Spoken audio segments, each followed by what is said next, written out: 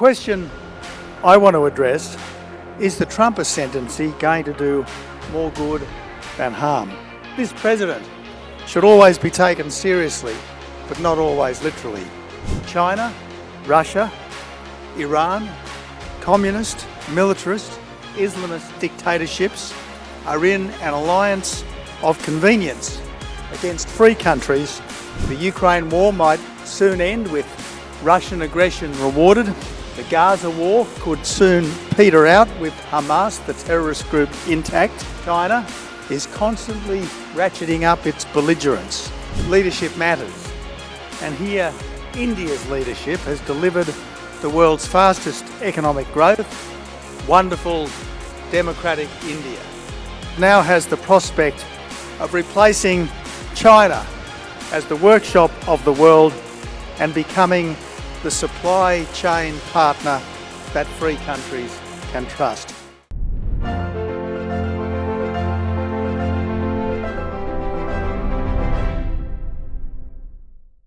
It's been a fascinating day, but a long one. I won't keep you too much longer, but I do hope to give you something to talk about over dinner. I do think that events like this matter because they bring leaders and thinkers together from different perspectives, and that's vital because the world, as Stephen Harper reminded us this morning, is more fraught than in many years. The Ukraine war might soon end with Russian aggression rewarded. The Gaza war could soon peter out with Hamas, the terrorist group, intact. And China, as India is only too well aware, is constantly ratcheting up its belligerence, particularly against practically independent, free and democratic Taiwan. China, Russia, Iran, communist, militarist, Islamist dictatorships are in an alliance of convenience against free countries that have rarely been as divided and confused. Quite apart from the massive loss of life, the ramifications of the Ukraine war have included much higher global energy prices and food shortages, in a warning of how quickly even the best of times can change under leaders more set on world power than their people's well-being. Leadership matters, and here India's leadership has delivered the world's fastest economic growth, with rural India finally enjoying clean water, proper sanitation, reliable electricity and connectivity, while urban India is gaining mass transit systems, motorways and an economic takeoff that's more soundly based than China's, thanks to democratic legitimacy and government under the rule of law. But the question I want to address is the one posed earlier to Prime Minister Harper. Is the Trump ascendancy going to do more good than harm? No new president has had more impact in his opening few weeks. Domestically, he's reversed the so-called green transition and stopped the policy preoccupation with climate change. He's ended the woke fixations of American boardrooms, including hiring practices based on immutable characteristics rather than character and talent. He's declared there's only two genders. He's tasked the world's greatest industrialist with making government more efficient. And he's ended the chaos in America's borders via the shock and awe tactic of threatening a 25% tariff unless Mexico in particular militarises its border to stop the daily inflow of thousands of undocumented foreigners and drug precursors. Well, so much, so good. But along the way, he's mocked the Prime Minister of Canada. He's mused about turning Gaza into a Miami beachfront. He said that the most beautiful word is tariff, threatening to upend the freer movement of goods, people and ideas that until recently had made the world more safe, more rich, more fair and more free for more people than ever before in history. And most worryingly, he's accused the Ukrainian president of being a dictator who started a war in order to ride an American gravy train pending a deal to give the US preemptive rights over Ukraine's strategic minerals. Only now to walk that back, suggesting that this president should always be taken seriously, but not always literally. So what's happened to Ronald Reagan's idea of America as a shining city on a hill and the last best hope of mankind, and to JFK's America that was ready to pay any price, bear any burden, meet any hardship, support any friend and oppose any foe to assure the survival and success of liberty? Has it been replaced by fascination for powerful leaders disposed to bully their own citizens and invade their neighbours? Or is it simply a presidential desire to understand the difference between strength and weakness? My sense, and that's all it can be until more plays out, is that this president is shaking things up rather than changing his country's direction, because America's fundamental values and interests have not changed, not one bit. Tariffs, at least on friendly countries, don't protect industries so much as punish consumers.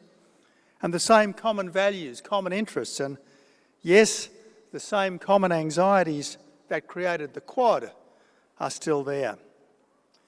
President Trump is no less a patriotic believer in America's manifest destiny to be a beacon to the world's poor, huddled masses yearning to be free, no less an enthusiast for the power of market freedom to drive national wealth and personal opportunity, and no less committed to helping to build a more peaceful world where people can realise their dreams. It's just that where Kennedy saw American troops and advisors overseas as adding to his country's moral lustre, he worries that they could drag America into other people's wars. And where Reagan saw America's big fight as against the Soviet evil empire, this president sees the main struggle as against China's economic ascendancy based on exploiting free trade without practicing it.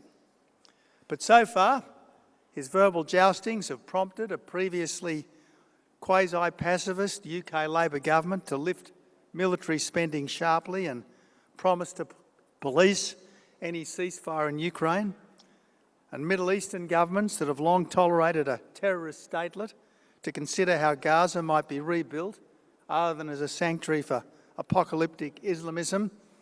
And even India has started to reduce its tariffs in order to make PM Modi's recent visit there a resounding success.